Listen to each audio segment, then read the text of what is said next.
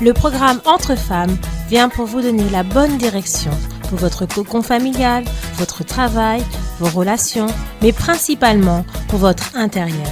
Le but du programme Entre femmes est de vous donner la réponse à votre affliction en vous donnant la bonne direction pour vous donner la vision qui vient d'en haut. On est à l'antenne de Entre femmes. Chers amis, bienvenue à notre Entre femmes de ce mardi. Aujourd'hui, nous avons quelques invités qui sont ici. Bien entendu, toujours Monique. Bonjour madame, bonjour tout le monde, oui. De retour après ces moments que nous avons passés de l'autosoutien, où nous sommes vraiment à analyser sur les justices, les injustices de ce monde. Et ce monde est un monde d'injustice. Et si la personne, elle se borne simplement à regarder ce monde, à voir ce qui se passe, à voir apparemment les évidences de ce monde, la personne va rester frustrée dans sa pensée, dans son monde, limitée. Et c'est ce qui existe beaucoup parfois. Et même à l'église, des personnes qui viennent avec un bagage si énorme de situations, de problèmes, un historique où elle n'a jamais eu une famille réellement adéquate, où on ne l'a jamais comprise. Et elle se tient parfois à certaines évidences et même à se forger une vie. Et ce n'est pas ce que Dieu veut. Dieu veut qu'on se lance en pleine confiance en lui et qu'il puisse diriger simplement notre vie. Mais c'est un aspect, même à la force jeune, qui mène beaucoup de jeunes à rester un petit peu limités dans le temps, à se comparer bien des fois. Et le temps passe.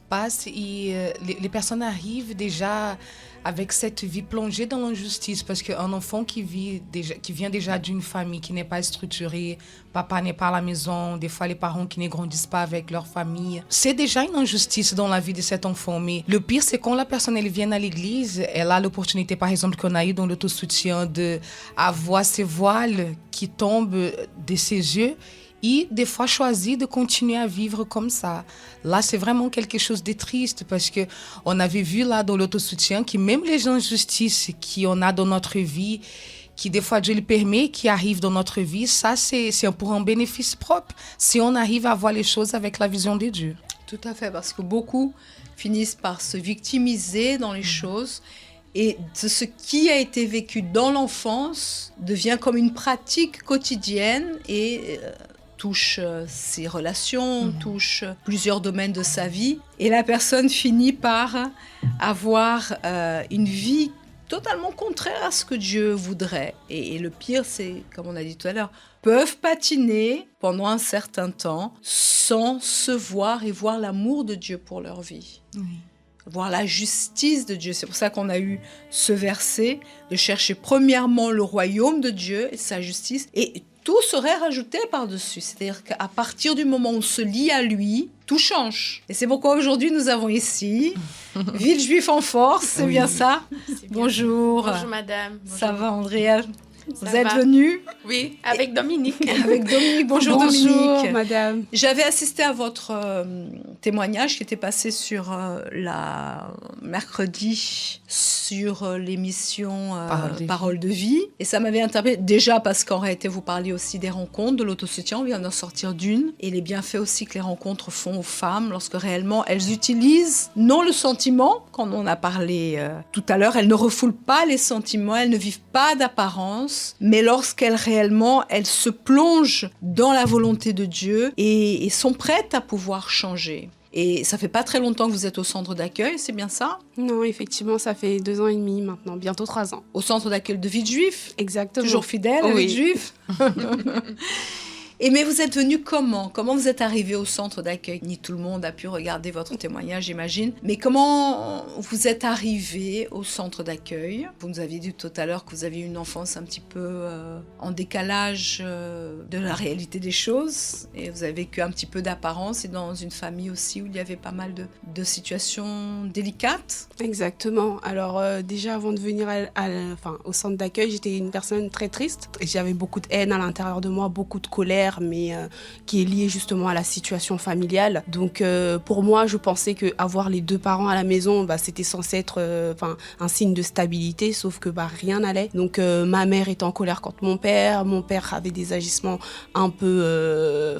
des agissements qui n'étaient pas corrects envers ma mère. Donc par rapport à ça, moi qui me disais que le père était là pour protéger, je me suis rendu compte que c'était pas du tout ce qu'il faisait. Et au contraire, il dénigrait, pas forcément devant nous, mais on entendait les bruits de couloir, on les entendait se disputer.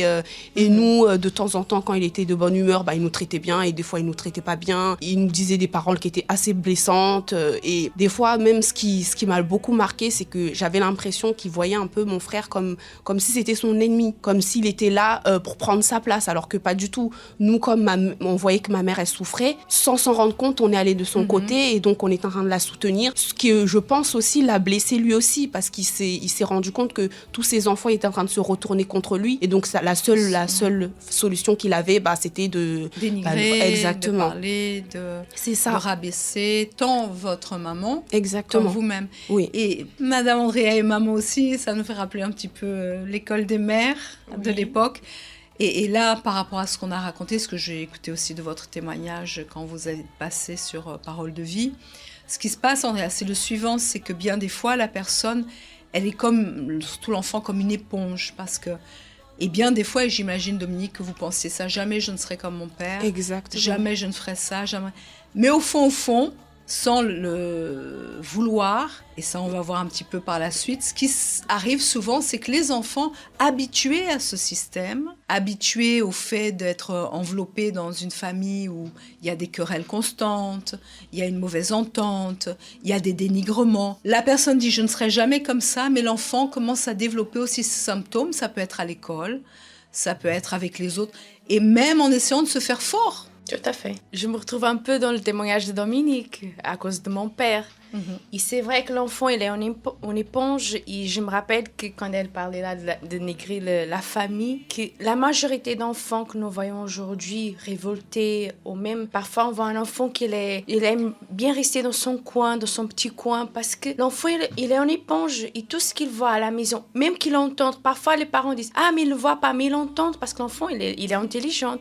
Alors, il a une manière de se trouver dans son petit coin parce qu'il ne veut pas que les gens puissent savoir qu'est-ce qui se passe à l'intérieur de lui. Et cette éponge, elle commence à se voir dans ses attitudes envers les autres, envers soi-même. Nous savons que, à l'école de mère, on parlait beaucoup. On voyait des enfants que dans le jour d'aujourd'hui, ils font des choses qu'on n'imaginait jamais.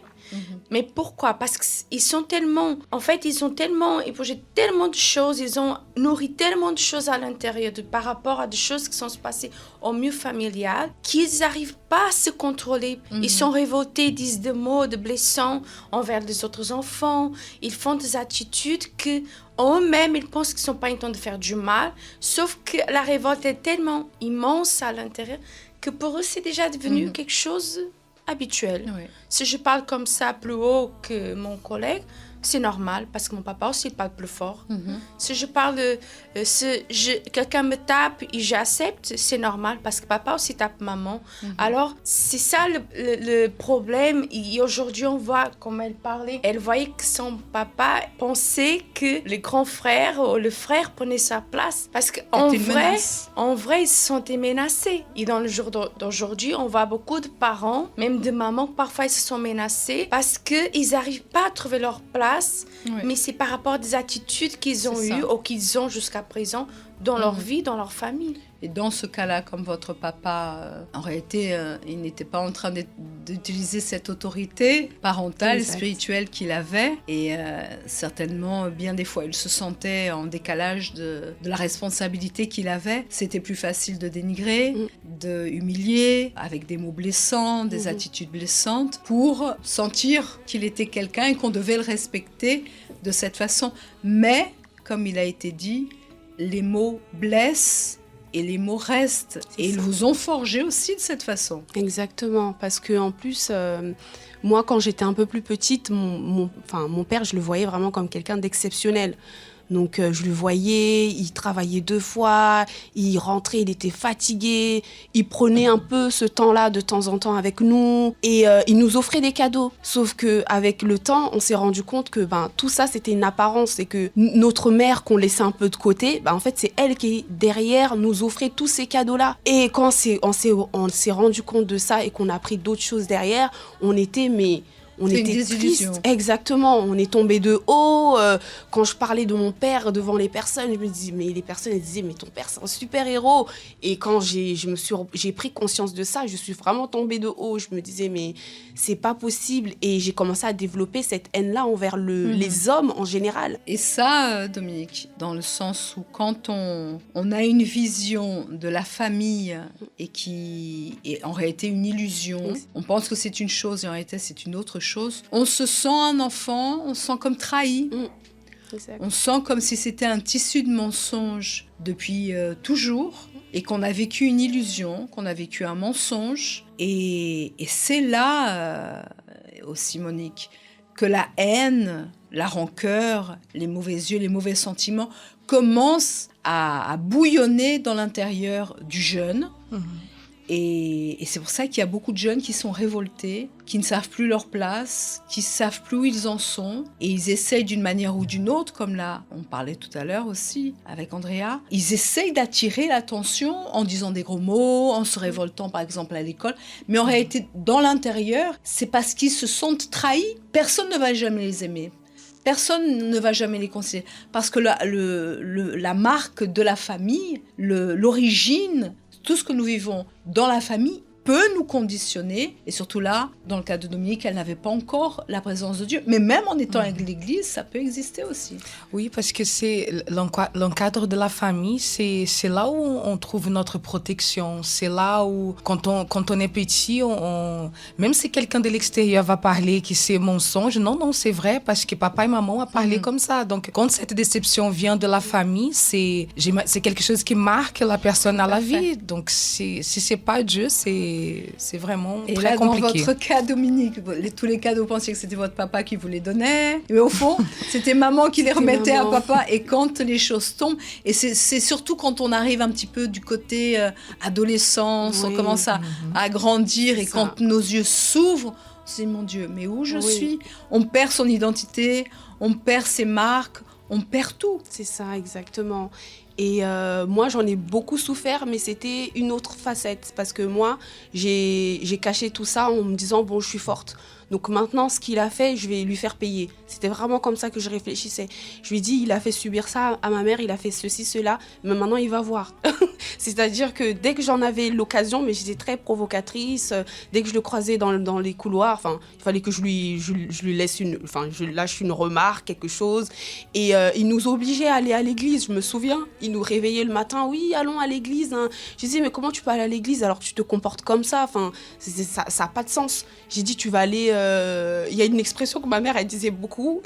Elle disait que les personnes, quand elles allaient à l'église, elles laissaient leur péché devant l'église et qu'elles rentraient dans l'église et puis quand elles ressortaient, elles reprenaient. Et donc, je disais ça à mon père. Je disais, ok, tu vas aller, tu vas tout laisser devant et tu vas rentrer, tu vas faire semblant et tu vas ressortir. J'ai dit, non, merci, si c'est pour être comme toi, je veux pas connaître Dieu. Et réellement, j'étais comme ça. J'étais vraiment méchante et je pensais que c'était la faute de Dieu, alors qu'il avait rien à voir avec tout ça, quoi.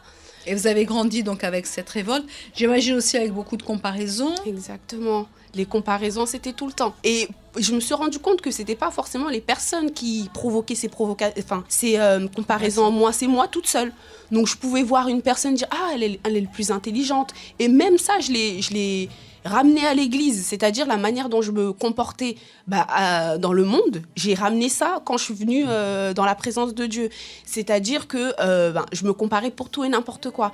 Donc si la personne, elle était un peu plus disposée pour faire quelque chose, je me disais, ah mais toi Dominique, pourquoi t'es pas comme ça ? Tu devrais être plutôt comme ça. Pourquoi est-ce qu'on t'a fait de cette manière-là ?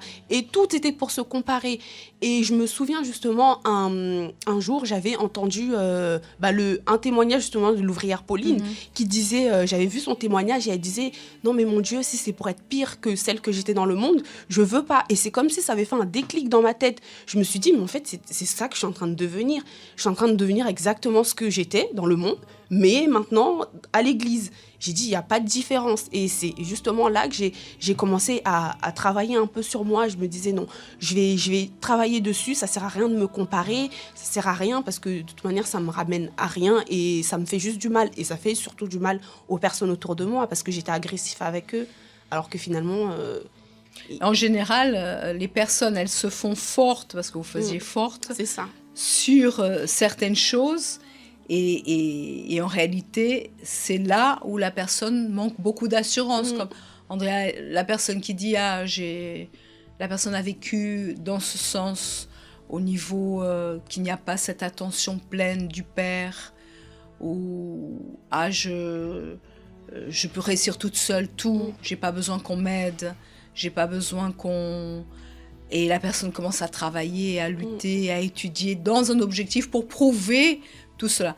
Mais dans ce qu'elle veut prouver, elle a un manque d'assurance énorme parce qu'elle-même, elle est motivée par une haine, par une rancœur, mais c'est que motivée par le sentiment. Le reste, comme elle n'a pas été construite dans cette assurance, dans avoir une famille qui est présente, qui la motive, qui aide, qui croit en elle, elle veut monter l'Everest, mais en réalité, en elle est vide. Elle n'a pas de structure, elle n'a pas de conditions. Oui, Dominique, elle cherchait à faire la justice avec son propre bras. Et donc, elle voulait prouver qu'elle pouvait faire toute seule. Elle s'enfondrait encore plus parce qu'elle est restée encore plus triste, plus stressée, angoissée, vide, parce qu'elle voyait que rien de tout ce qu'elle faisait, ça allait à quoi que ce soit. Exactement. Et j'imagine que le seul témoin de tout ça, c'était votre oreiller. Parce que j'imagine le soir, quand vous retrouviez toute seule dans votre chambre, probablement c'est lui qui a témoigné beaucoup de larmes, parce qu'en général, la personne, elle ne veut pas montrer qu'elle est forte. Seulement quand elle est toute seule, c'est là qu'elle s'effondre. Ouais, et vous allez même être étonnés parce que ça, je ne le faisais pas. Le seul moment où je m'autorisais à pleurer, c'était quand je mettais un film qui était triste. Ah, pour donner une raison. Exactement. Et pour même pleurer parce que c'est dire, je pleure parce que c'est à cause du film. C'est ça. Et même ça, je le faisais qu'avec moi-même. C'est-à-dire que je ne pouvais pas avoir quelqu'un à côté de moi qui me voit en train de pleurer. C'était vraiment à cet extrême-là. Même le soir, quand je me couchais, je ne pouvais pas pleurer. Mais dès que je regardais quelque chose qui était triste, même pleurer, j'étais... Mais en fait, finalement, je pleurais pas exactement. Je pleurais pas pour le film, mais je pleurais juste pour ma vie. Vous refouliez en fait tous ces sentiments. C'est ça. Et là, vous nous avez dit, même en étant à l'église, vous continuez dans ce système. Pendant combien de temps vous êtes resté ainsi ? Pendant longtemps, parce que je me souviens même d'une discussion que j'avais eue avec l'auxiliaire où j'étais en train de lui dire, mais je comprends pas pourquoi je suis comme ça m'énerve, j'avance pas, j'évolue pas. Après, il me dit, mais Dominique, ton problème, c'est que tu regardes toujours les autres. Tu ne te regardes pas, il faut que tu arrêtes de regarder les autres et que tu te concentres sur toi-même. Et là, je pense justement à un autosoutien, justement, qui...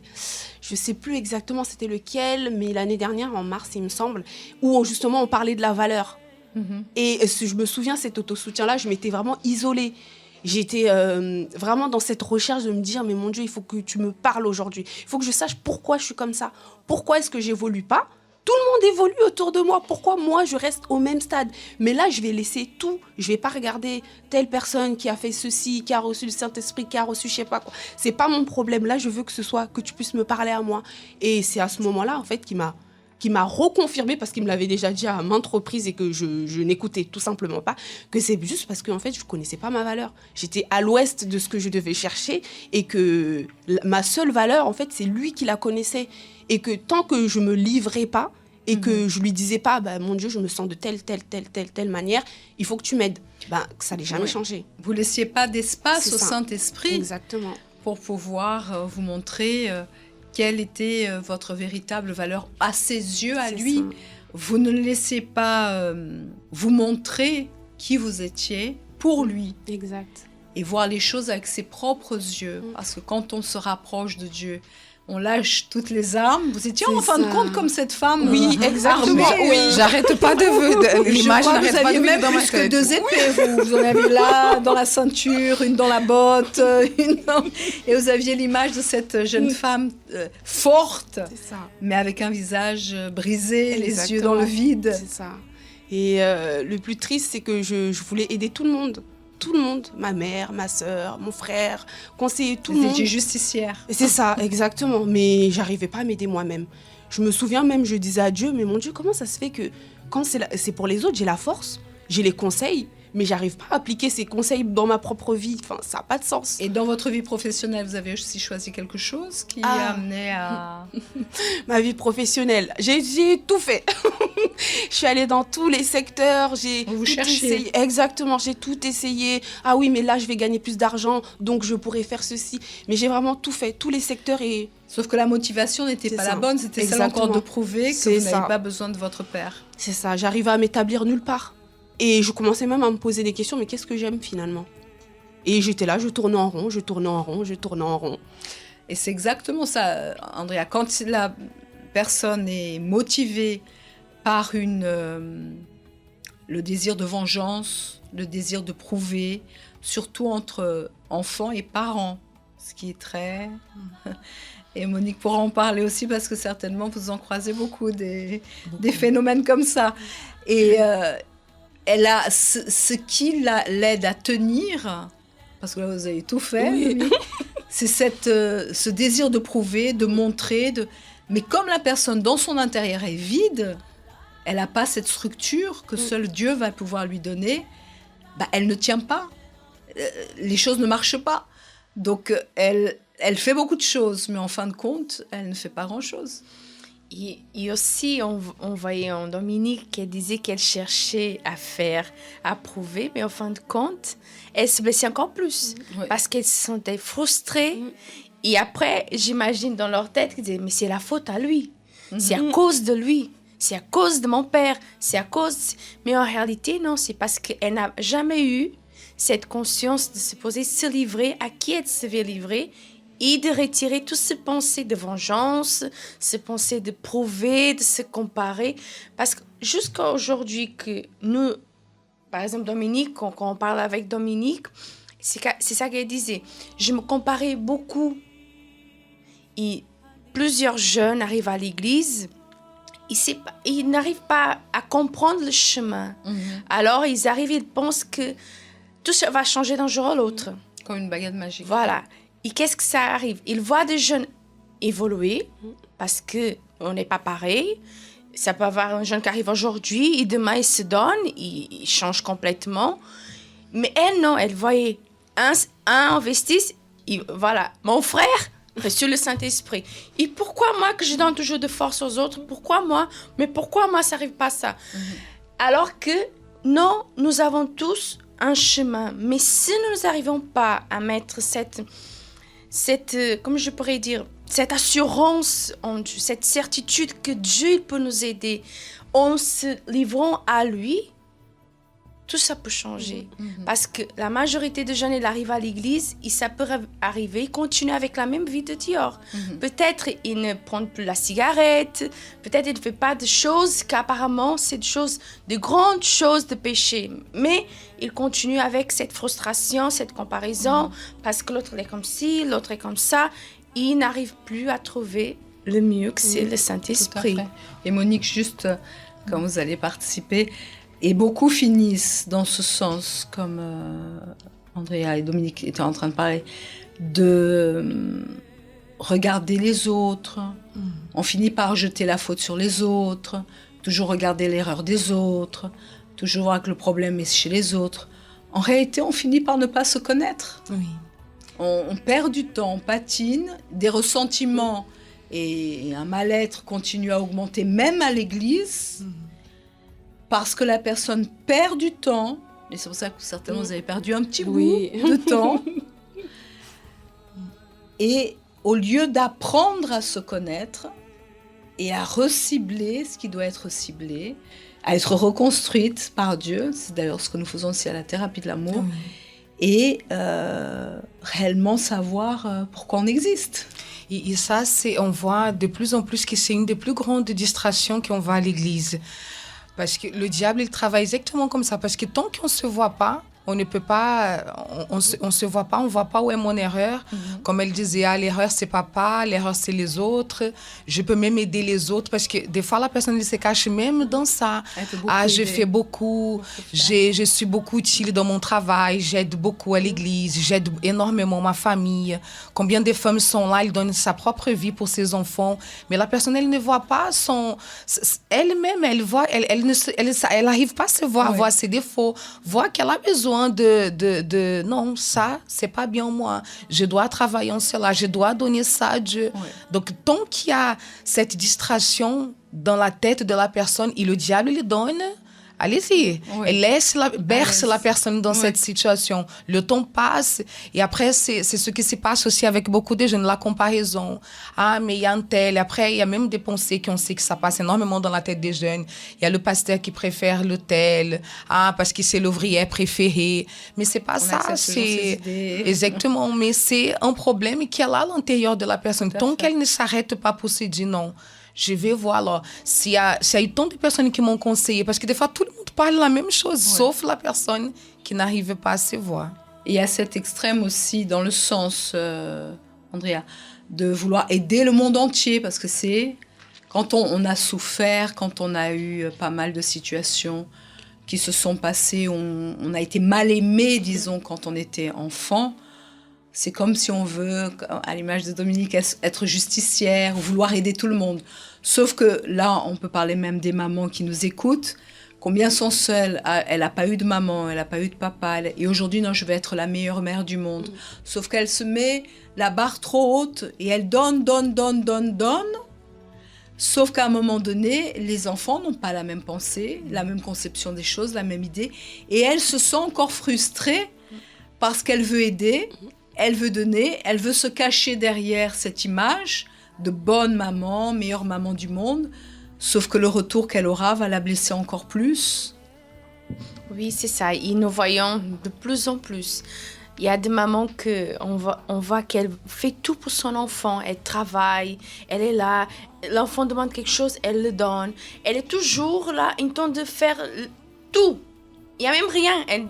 Pour mon enfant, il n'y a pas un rien, c'est tout. Et au fur et à mesure que le temps il passe, elle a ce ressenti que l'enfant il ne donne pas le même retour. Alors elle est encore plus frustrée. Elle commence à se comparer. Mais pourquoi mon enfant, je l'ai tout donné et maintenant moi, il ne veut même pas savoir de moi. Parce qu'il faut savoir, l'enfant il n'a pas la même pensée que leur maman. Et le désir de maman, c'est que son enfant il soit bien. Sauf parfois, comme elle n'a pas eu cette identité de parent, de papa, maman, alors elle veut prouver qu'elle est meilleure que les autres. J'ai pas eu une famille, mais moi, je suis la famille de mon enfant. Moi, je suis le père et la mère. Moi, je suis ceci. Rien ne va jamais manquer. Je ne laisserai manquer de rien. Il va tout avoir. C'était un peu l'image de la maman de Dominique. Oui. Mais elle lui... Voilà, parce qu'elle donnait... Elle donnait des cadeaux à papa pour le passer. En fait, elle voulait que... Il y a une rapproche entre Dominique et son papa. Avec les cadeaux, peut-être ça va le conquérir. Elle va venir, elle ne va pas maltraiter son papa. Sauf que quand l'enfant, Dominique, découvre le poteau rose, le mensonge, c'est là qu'il y a une désillusion parce que parfois les mamans, elles veulent tout couver, tout cacher pour donner une très bonne apparence, par leur propre justice, par leur propre force, comme il y a aussi des filles, et je m'encadre un petit peu dans cela, qui veulent aider les parents, qui veulent donner, c'est cette valeur, Dominique, qui veulent avoir de l'autre sa propre valeur, qui veulent, c'est comme si on est en train de mendier, on va aider le monde entier. Et à un moment donné, peut-être que vous avez même dans votre parcours, peut-être plus votre maman, je ne sais pas, voulu aussi... aider un peu par rapport à votre parcours aussi, de vouloir être là, être aidé, soutenir, sauf qu'à un moment donné, ça ne marche pas. Là, vous parliez, Andrea, des enfants qui n'ont pas la même tête, mais parfois, c'est les parents qui n'ont pas la même tête, c'est ça? Oui, aussi, hein, c'est vrai. Ça vous est arrivé aussi dans ce sens de vouloir au début aider, après vous avez peut-être lâché prise? Alors vous êtes moi découragée? justement, c'est en arrivant à l'église que j'ai lâché prise. C'est-à-dire que comme je voyais ce caractère-là de mon père, qui quand il s'est rendu compte que tous ses enfants commençaient à se retourner contre lui, a commencé à petit se retirer. Donc c'est-à-dire qu'il y avait des choses qui payaient plus, qui faisaient plus. Donc moi qui voulais porter le monde entier, je travaillais, je payais tous les cadeaux de Noël pour tout le monde, des cadeaux exorbitants. J'ai fait ça pendant 5 ans. C'est-à-dire que tous les Noëls, c'est moi qui payais les cadeaux. Ma mère, tout le monde. Parce que je voulais prouver. Je faisais les courses, je faisais ceci, je faisais cela. Et des fois même, je me retrouvais dans des situations financières qui étaient un peu difficiles. Mais personne ne le savait. Tout le monde était là, content de recevoir les cadeaux, mais parce que justement, je voulais... d'une part quand même garder cette image-là, que personne à l'extérieur ne sache que notre famille c'était le chaos à l'intérieur. Mais qu'est-ce que vous receviez des autres? Pas grand-chose. Mais je me disais C'était votre fierté. Exactement, c'était ma fierté. Je me disais j'ai fait. Mais en fin de compte, ce rôle-là, Dominique et mesdames, c'est le rôle du chef de la famille. Exactement. De l'homme à la maison, de pourvoir à toutes les nécessités. C'est ça. Et là, vous avez pris ce ça. rôle parce que votre père était devenu un peu invisible dans ce sens. Exact. Et j'ai même pris aussi le rôle de ma mère, c'est-à-dire que je faisais les deux. Je m'occupais de mes frères et sœurs, je faisais leurs devoirs, j'allais aux réunions de famille, je faisais tout. J'étais les deux, le père et la mère en même temps. J'organisais, je disais, toi tu fais ceci, toi tu vas faire cela. Je regardais si tout le monde avait fait ses devoirs. Vraiment, j'avais pris le rôle. À tel point que mes frères et sœurs, quand ils avaient besoin de quelque chose, ils n'allaient plus voir mes parents. C'est moi qui venais voir. Dominique, est-ce que tu peux m'aider à faire ceci? Il y a une réunion, est-ce que tu peux venir? Et à un moment, j'ai commencé à m'épuiser. J'ai dit, mais non, je peux pas faire tout ça. Et quand je suis venue justement et que j'ai commencé à prendre ma place, que finalement j'étais un enfant, j'étais pas mère, j'étais pas père, et que j'étais un enfant et que je devais rester à ma place. Et c'est ce qu'apporte aussi Dominique, le centre d'accueil. C'est ça. Parce que les familles, elles sont tellement détruites, tellement divisées, on ne sait plus qui joue le rôle, qui a sa place, l'enfant est aussi totalement perdu. Quand on revient à la parole de Dieu, et c'est pourquoi même il y a un verset qui vous a touché, celui qui se trouve en Jacques, chapitre 1, verset 22. Je vais le relire parce que vous nous l'aviez indiqué tout à l'heure. Mettez en pratique la parole. Oui, exactement. C'est ça qui nous sauve. C'est ça. Parce que sinon, on va être à l'église et on va continuer. Au groupe jeune, c'est vous qui êtes la chef, c'est vous qui faites le c'est vous qui organisez tout. C'est vous qui organisez toutes les réunions, c'est vous qui allez prêcher. Donc, mettez en pratique la parole et ne vous bornez pas à l'écouter en vous trompant vous-même par de faux raisonnements. Quand vous êtes venu à Dieu, et j'imagine, moi, il y a toujours ce verset qui me dit « Honore ton père et ta mère et tes jours se prolongeront », c'est-à-dire on se remet à notre place. Et ça nous fait réfléchir. Exactement. Et la parole, elle nous fait nous voir comme un miroir, si on la prend ainsi. Oui. Et là, vous avez commencé à prendre cette décision de vous voir par rapport au miroir de la parole de Dieu, qui n'accuse pas, qui ne dévalorise pas, qui ne dénigre pas, qui ne donne que des bonnes paroles, pas des mots blessants. C'est ça. Et là, on lâche les armes. Exactement. Et les armes, ça a été très difficile de les lâcher. Et j'ai vu qu'en fait, ça commençait à se soulever un peu chez moi. Ma mère ne comprenait plus pourquoi telle chose que je faisais, je le faisais plus. Elle se disait, mais pourquoi est-ce que t'as pas fait ceci? Pourquoi t'as pas fait cela? Ah, mais cette année, on n'a pas de cadeau de Noël. Et je lui faisais comprendre. Je lui disais, maman, en fait, j'ai compris que tout ça, c'était pas mon rôle. Je l'ai fait pendant des années. Je me suis même épuisée, et c'est à un point où je me disais, mais comment ça se fait qu'il y ait tant de monde chez moi et que c'est moi qui porte ma famille? Ça a créé de la jalousie dans ma famille, parce que les gens, ils me voyaient faire, mais eux, ils ne faisaient pas. Oui. Donc, ça créait de la jalousie, eux, envers moi. Plus, exactement. Et ça a commencé à manquer. Ils se disaient, mais pourquoi du jour au lendemain? C'est pas du jour au lendemain, c'est que Dieu, c'est une chose dont il me parlait tout le temps. Il me disait, mais il faut que tu lâches, tu ne peux pas porter le monde entier quand tu n'arrives pas à te porter toi-même. Et Dieu attendait de pouvoir vous porter. Exactement, c'est ça. Et en fait, justement, quand j'ai compris ça, je me suis dit, comment ça se fait que... Et après, j'ai commencé à repenser à ma vie et je me disais, mais il y a tellement de fois où ça aurait pu mal tourner. Et ça n'a pas été le cas. Et c'est là que j'ai commencé à réellement voir en fait que Dieu, il m'a accompagnée pendant tout ce temps, pendant tout ce parcours. Parce qu'il y a des moments où j'aurais pu me retrouver dans des situations dangereuses et ça ne s'est pas fait. Il y a des moments où j'étais en danger et on ne sait pas comment justement ça s'est fait que je suis arrivée jusque-là. Et je me suis dit, mais en fait, tout ce temps-là, Dieu, il était là auprès de moi, il veillait sur moi, il me regardait. Et moi, j'étais là, je vivais ma vie, pensant que j'étais la justicière de tout le monde, alors que c'était pas moi qui devais justifier qui que ce soit. C'est Dieu qui vient pour me justifier. Ouais. Et comment a été votre processus par la suite? Donc, vous avez lâché les armes, vous vous êtes rendu compte, Dieu vous a montré votre véritable réalité de la chose. Parce que vous voyez... Quand votre maman donnait les cadeaux, etc., et vous êtes tombé en vous-même et vous aviez, mais c'est un tissu de mensonge, tout ça. Mais en fin de compte, par la suite, vous avez reproduit les mêmes choses pour aider toute la famille. C'est ça. Mais Dieu vous a montré que même ainsi, il vous aimait, il vous attendait. Exactement. Et comment était ce processus jusqu'à même recevoir la présence du Saint-Esprit? Aujourd'hui, vous êtes en train de développer dans votre foi et même de vouloir de manière correcte servir les autres, oui ou non, plus pour être la justicière de ce monde, mais pour glorifier Dieu à travers votre vie, ce qu'il vous a donné. Comment ça s'est passé ce processus? Parce qu'il y a certainement beaucoup de personnes qui nous écoutent et de tomber en soi-même, de lâcher prise de tout et de se rendre compte, non, j'ai plus besoin de vivre avec un masque. Oui, alors ça a été difficile. On va pas dire que c'était facile, mais le processus déjà il se fait à partir du moment où on commence déjà à prendre conscience de qui on est. Quand on accepte qu'effectivement, oui mon Dieu, je suis ça devant toi. J'ai fait tout ceci, j'ai été de cette manière, mais maintenant je veux changer. Pour celle que tu me dis que je suis. Parce que dans ta parole, tu me dis que je suis précieuse. Mais justement, moi, je disais à Dieu, mais je le vois pas. Je le vois pas, ça.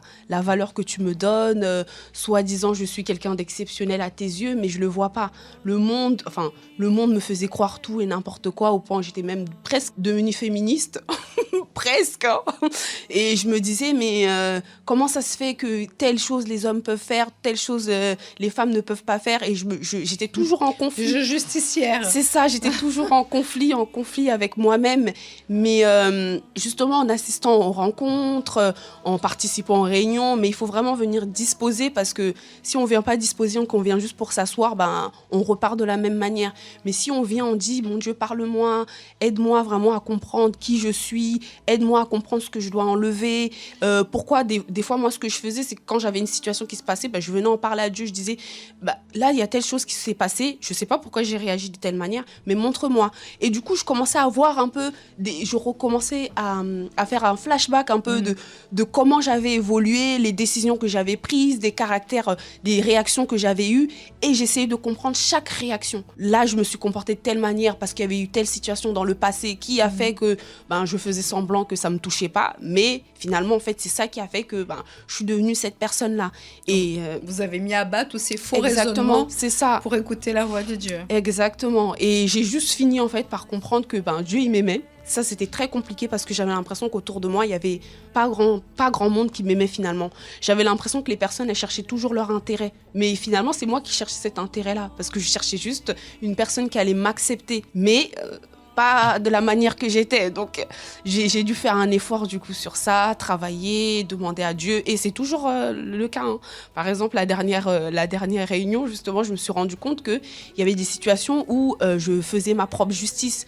Mais j'avais pas conscience que justement, parce que moi, nous, en tant qu'être humain, on pense que ce que nous, on pense juste, c'est ce que Dieu, il accorde aussi que ce soit juste. Alors que non, la justice de Dieu, c'est une justice qui va bénéficier à tout le monde, pas à nous-mêmes. Et généralement, nous, notre justice à nous, surtout les femmes, elle est basée sur les émotions.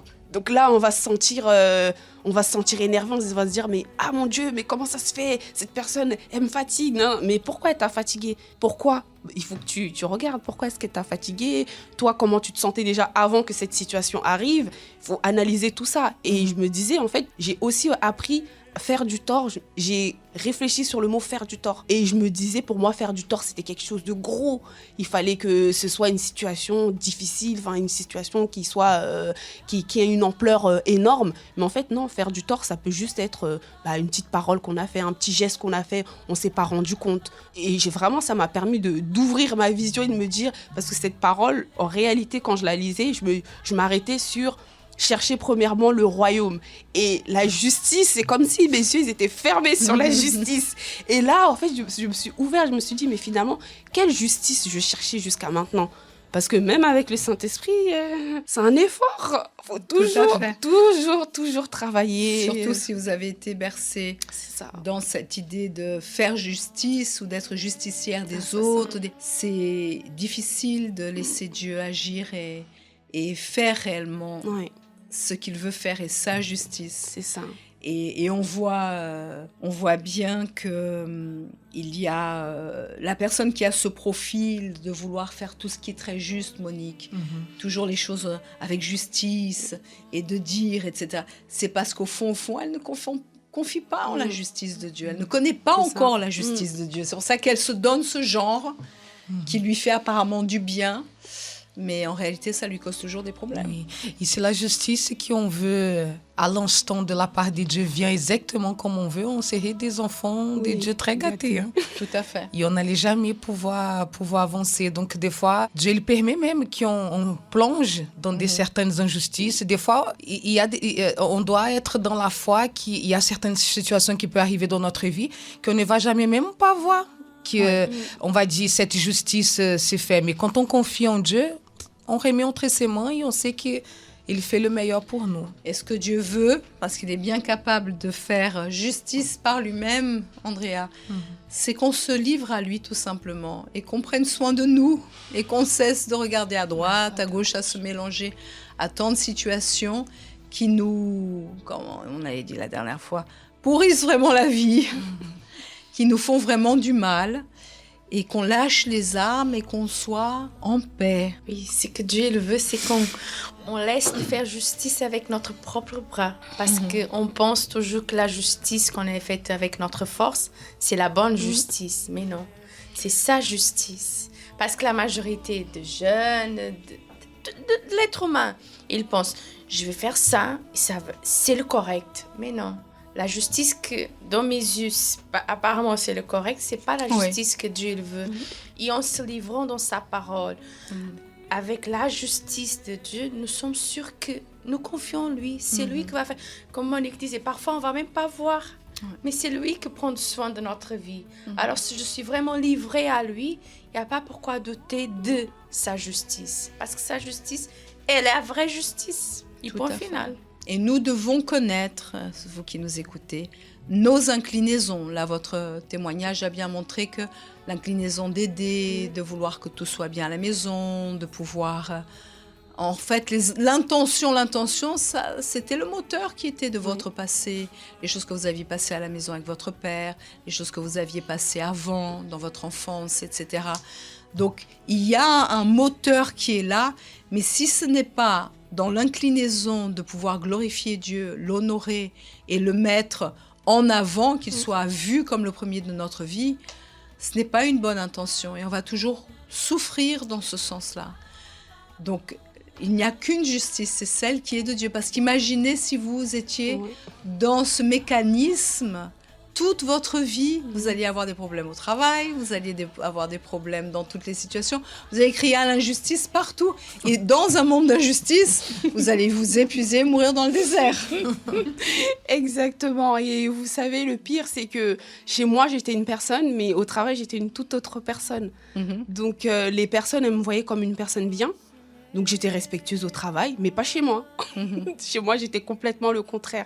Et finalement, ça me fait penser que si finalement tout le monde faisait sa justice, il n'y aurait pas de justice. Parce que ma justice à moi, ce n'est pas la justice des autres. Donc, on se perdrait tous et ce serait le chaos. Donc, heureusement qu'effectivement, il y a la justice de Dieu. Et il faut faire très attention parce que ce sens de vouloir faire justice par soi-même, et ça peut nous faire prendre des décisions drastiques et même qui peuvent nous causer des problèmes dans notre vie. Là, c'est un tout petit exemple. Je me souviens quand j'étais quand j'avais beaucoup de problèmes avec mon père et des situations dans la maison. Et je suis partie de la maison, je suis allée vivre avec une jeune femme qui avait beaucoup de problèmes, même psychologiques. Et j'étudiais, j'étais à l'université en droit, et je travaillais. Et petit boulot d'étudiant, c'est quoi ? McDonald's en général. Je faisais les rushs, c'est-à-dire le soir, je devais étudier, je devais aller, en plus à la maison avec quelqu'un qui avait des problèmes. Et qu'est-ce qui s'est passé ? À un moment donné, il y a eu un monsieur qui était venu pour manger, un SDF, et je le servais comme n'importe qui. Et le manager m'a demandé de mettre le déjeuner dans un sac et qu'il mangeait ailleurs parce qu'il y avait des familles qui venaient etc. Et je me suis révoltée là. Je me suis tournée vers eux, vous passez à la télé, vous donnez des chèques de 1 million, je sais pas quoi, au Resto du Cœur. Et quand un SDF vient, vous le chassez. J'étais révoltée. Et comme j'étais dans cette justice depuis, j'ai dit, je démissionne. J'ai démissionné alors que j'avais quitté mes parents, ma famille. Je devais payer un loyer. J'étais avec une personne qui avait des difficultés. Mais j'ai préféré démissionner. Vous voyez ? Par rapport à cette injustice-là, je trouvais c'est terrible. Mais moi-même, après, je me suis retrouvée dans une position aussi terrible parce que je me suis retrouvée... Et c'est ça, parfois, le sens, quand on ne connaît pas Dieu, on veut tellement... c'est un sens de justice, on y tient. On tient à nos idées, on tient à nos pensées, on tient à telle chose et même prendre des décisions terribles. Et ça, c'est chez les mamans, j'imagine que ça existe. Non, c'est ma fierté, c'est moi qui suis maman, c'est moi qui dois diriger, c'est moi qui sais. Et parfois, elle finit par éloigner toute la famille de devant elle, parce qu'elle tient à cela. Et parfois, on prend ces décisions, comme ça arrive certainement au groupe jeune, mais ça, tant qu'on n'a pas ce sens de justice de Dieu. Et ça peut être pour des bonnes causes. Oui. Mais comme on tient tellement à ces idées, ces fausses idées, qu'on peut se mettre dans des situations très délicates. Parfois même dans les familles, vous, grâce à Dieu, vous avez eu la possibilité de connaître Dieu. Oui. Mais si ça continuait, combien de familles divisées ? L'un ne parle plus avec l'autre parce qu'un jour, l'autre lui a dit « non, c'est fini ». C'est comme si la personne, elle est morte pour elle. Avec des mots blessants.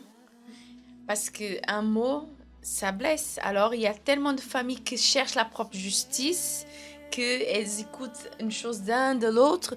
Ils n'arrivent pas à se contrôler. Ils vivent dans ce milieu comme ça. Il y a des parents même qu'ils sont à la maison, ils ne se parlent plus. Oui. Mais devant les enfants, ils disent « il faut qu'ils montrent, ma famille, elle est unie. » Elle est parfaite. Mais quand ils rentrent chacun va dans sa chambre et personne ne parle.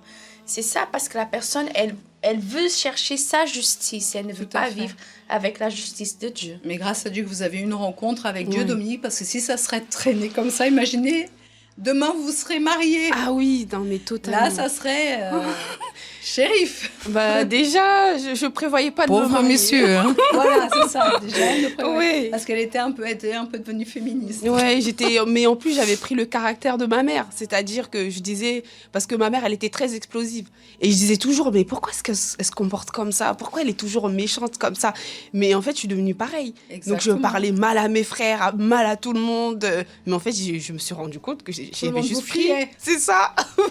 Mais c'était surtout à la maison. Oui. J'étais comme ça aussi avec mes amis. Pourquoi ? Parce que les origines de cette souffrance, c'est exactement du sein familial. Exactement. Donc, vous toutes qui nous écoutez, l'importance réellement, c'est pourquoi nous avons tous les jeudis la thérapie de l'amour. C'est pas seulement pour trouver quelqu'un, c'est pour se connaître, pour connaître nos réactions, pour que demain, oui, ça marche. Oui. Parce que sinon, sans s'en rendre compte, la personne, et pour elle, comme là j'ai parlé de mon petit exemple et pour vous aussi, on fait le bien. Non, c'est pour que tout le monde soit bien, c'est pour que tout le monde puisse... c'est moi qui maintiens la famille, c'est moi qui sais ce qui est bien pour la famille, c'est moi qui sais comment ça va marcher, et tout le monde doit aller dans mon sens, et tout le monde doit accepter ce que je dis. Mais en fin de compte, elle dit ça et elle fait ça par rapport à ce qu'elle a vécu. C'est ça. Et on voit là, il faut prendre note, toutes les dames et les demoiselles qui sont en train d'assister les entrées femmes, de quoi on doit lutter quand on vient à la thérapie. Parce que des fois, il y a beaucoup de jeunes filles qui disent le jeudi, ah, mais je viens à la thérapie quand on entend parler. Il faut travailler sur soi. Donc là, c'est le gros travail à faire. Tout à fait. Parce que des fois, on pense que la chose, elle est déjà, je suis déjà à l'église et je suis déjà prête à rencontrer quelqu'un. Mais des fois, dans le caractère, le comportement de la personne, il y a encore pas mal de choses à travailler. Beaucoup de choses, comme on a appris jeudi, à couper. C'est pour ça que le premier instrument, pour toutes celles qui étaient là, c'était le couteau. C'était le couteau. C'est le couteau. Le couteau, parfois la personne sait l'utiliser en cuisine, mais elle ne sait pas l'utiliser dans sa propre vie. Donc c'est vraiment couper, lapider, arracher et aller vraiment au fond dans ce qui fait mal. Et beaucoup veulent fuir. C'est plus facile, Dominique, de se donner un genre. C'est ça, exactement. Une image. Oui, c'est plus de simple. Couper. C'est ça. Exactement, mais même en parlant de la thérapie, moi, le propos de la reconstruction qu'on a fait l'année dernière, il me semble, il m'a beaucoup aidée. Il m'a permis justement de mettre les mots sur plein de situations, sur pourquoi est-ce que je voulais pas justement me marier et c'est très important de venir à la thérapie. C'est pour ça qu'il faut confronter. Beaucoup ne viennent pas, beaucoup ne s'intéressent parce qu'ils fuient en fait de se connaître et d'aller là où le bas blesse. C'est ça, exactement. Et aujourd'hui, qui est Dominique ? Ah oui, non, mais Dominique, aujourd'hui, elle est totalement différente. C'est-à-dire que, maintenant, il y a des situations sur lesquelles je me prends plus du tout la tête. Et j'ai fini, en fait, Dieu m'a fait comprendre que la manière dont mes parents se comportaient, c'était juste parce qu'ils ont eu cette enfance-là. Donc, je voulais quelque chose d'eux qu'ils ne pouvaient pas me donner, finalement. Et j'ai compris que ce que Dieu, moi, il me donne, maintenant, c'est à moi de leur donner ça. Personne ne pourra jamais vous donner, même si c'est quelqu'un qui est à l'église, si c'est quelqu'un qui est aussi à la présence de Dieu. Seul Dieu.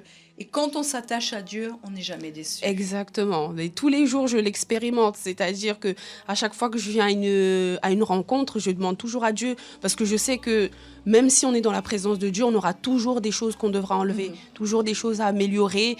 Et si on confie en Dieu, il nous donnera toujours la force justement d'aller au-delà de ce que nous, on peut pas faire. Et là, on sort donc de cette rencontre de l'autosoutien. Qu'est-ce que les rencontres vous apportent ? Beaucoup, mais énormément de choses parce que c'est impossible de venir et de ressortir de la même manière. On ressort toujours, même si c'est avec un mot, mais c'est ce mot-là qui va nous guider, qui va nous forger, qui va nous permettre en faire... Parce que des fois, on ressort juste avec un mot, mais plus tard, là, dans une réunion, Dieu il va nous parler de pourquoi, justement, on est ressorti avec ce mot-là. Donc, c'est hyper important de venir aux rencontres. Moi, je fuyais au début. J'imagine, oui. Mon profil était de fuir. Je fuyais au début, mais finalement, je me rends compte que à l'église, c'est les rencontres qui m'ont le plus apporté. Et les gens fuient parce que vous êtes confrontés à vous-même. Exact. Vous fuyez. Il y a des mamans qui fuient, qui donnent des excuses, mais je travaille toute la semaine. Le samedi, c'est le seul jour où je fais mes courses, où je dois nettoyer la maison, mon enfant. Oui, mais en réalité, c'est parce qu'elle ne veut pas se voir. Voilà, elle parce est en train de fuir elle-même. Voilà, parce qu'on disait même parfois dans l'école de mère, tout le monde veut être maman, mais personne ne veut apprendre à être une vraie maman. C'est ça. Parce que la vraie maman, elle est obligée à confier en Dieu. Ouais. Parce que si elle ne confie pas, et c'est la même chose. Le maman fuit dans des excuses de ne pas venir à la rencontre parce qu'elle ne veut pas se voir. En fait, c'est comme si elle veut fuir du miroir. Parce qu'il y a un miroir devant nous qui nous regarde. Et dernier tour de table. Et ça peut éviter combien d'accueils à rallonge et hebdomadaires où les jeunes viennent. Ah, mon père, il est comme ça, ma mère est comme ça. Le professeur est comme ça, tout le monde est comme ça. La personne reste des heures en train de parler de ce que les autres font contre elle ou contre lui. Et ô combien si les jeunes filles venaient régulièrement à l'autosoutien, à la thérapie de l'amour, etc. Et réellement, comme Dominique a su avoir l'humilité de se voir dans la situation et vouloir être meilleur et connaître Dieu. Et là, ça, c'est une foi intelligente. Oui, exactement.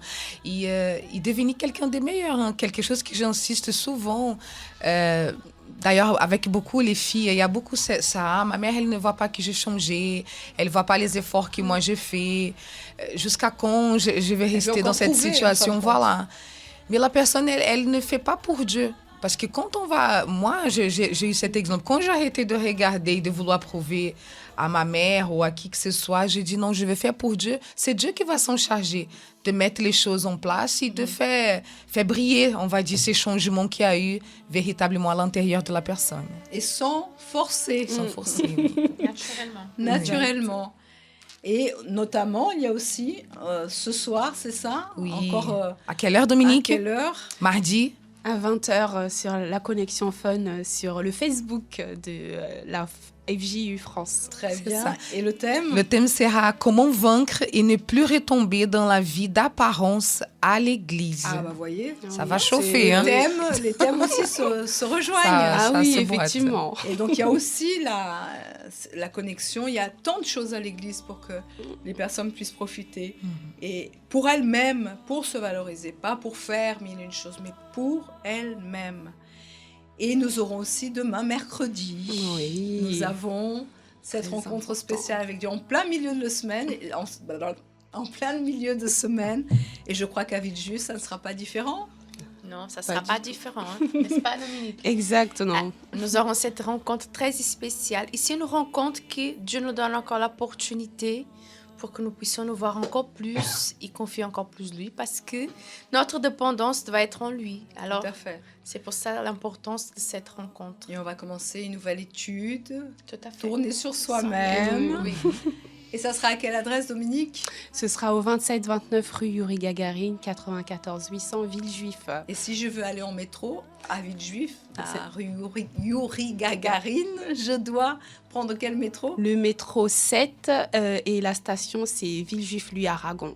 Donc, c'est à 5 minutes à pied de la gare. C'est très facilement trouvable. Exact. Très bien. Et nous serons ici à Paris, 254 rue du Faubourg Saint-Martin, à Paris 10e. Et nous avons une ligne en commun, la ligne 7, 7 bis. Mais nous avons aussi la ligne 2 et la ligne 5. Stalingrad, qui est la ligne 2, 5, 7. Il y a beaucoup de lignes à Stalingrad. On a Jaurès aussi, ligne 2. Et nous avons aussi Louis Blanc, la ligne 7, 7 bis. On a une ligne en commun. Ah Oui. Qui nous lie. Mais nous resterons à Paris directement parce qu'il y a tant d'âmes qui ont besoin. Là, du côté du 94, qui souffrent, des jeunes filles Oui. aussi perdues, qui ont une vie aussi de vouloir prouver, vouloir montrer leur valeur, alors qu'en réalité, nous ne trouvons notre valeur qu'en Dieu. Oui. Et sur ce point que nous allons nous laisser, ça a été un plaisir de vous avoir ici, mesdames, mademoiselles. Et on se retrouvera très bientôt sur Un Entre Femmes, ici, sur la radio positive. Que Dieu vous bénisse à toutes. À vous Et À vous aussi, à madame. très bientôt. Une excellente journée à toutes. Au revoir. Au revoir.